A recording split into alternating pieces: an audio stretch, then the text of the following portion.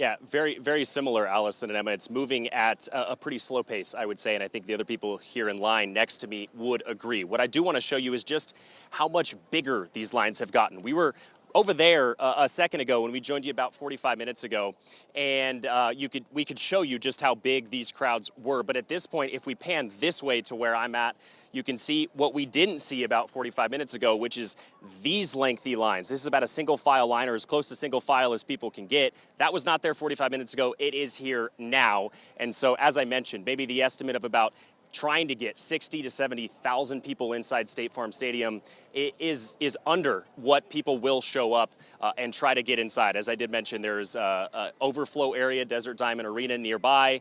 That can maybe hold 10, 15,000 people, but it seems from what I'm seeing, way more than 60, 70,000 people, maybe even more than 100,000 people here from what we are seeing. We did have a chance to speak with multiple people. We spoke with a woman who traveled here from Idaho. We spoke with a gentleman who traveled here from Virginia, both in cars, and then someone who was also here locally, lives in Arizona. We want to take you to what they had to say about why they showed up here today. Take a listen. We got here at 5 o'clock, but this isn't my first rodeo. I've been to 19 of Trump's rallies through the United States, so I kind of knew what to expect. And to be honest with you, I had never followed him till after his death.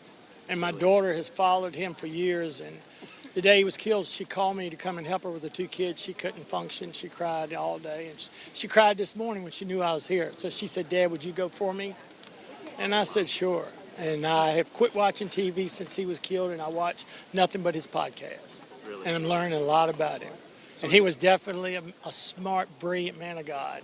Fair to say. I've always loved Charlie. I love his message. I love how he always spoke his mind. And I have a charter at my school, and I love Turning Point. Yeah.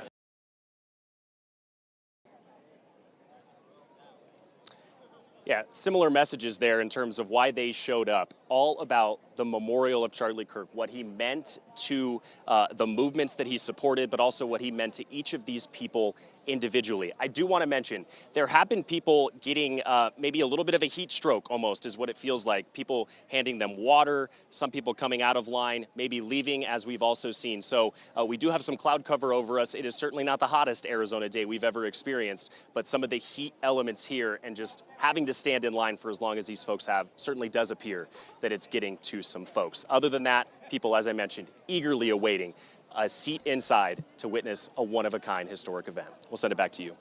Absolutely. The heat has to be a factor in all of this. And the hard thing with getting such a short time to plan something like this, according to Glendale officials, is, well, you have to limit what people can bring. You only have limited resources here, even though it is a level 1 event. And people were only allowed to bring 1 bottle of water. And when you add in the mugginess, which is not typical for us here in Arizona, we talk about the dry heat all the time. People kind of, like you mentioned, dropping like flies. It looks like he can't hear us right now. But if his photojournalist can hear us,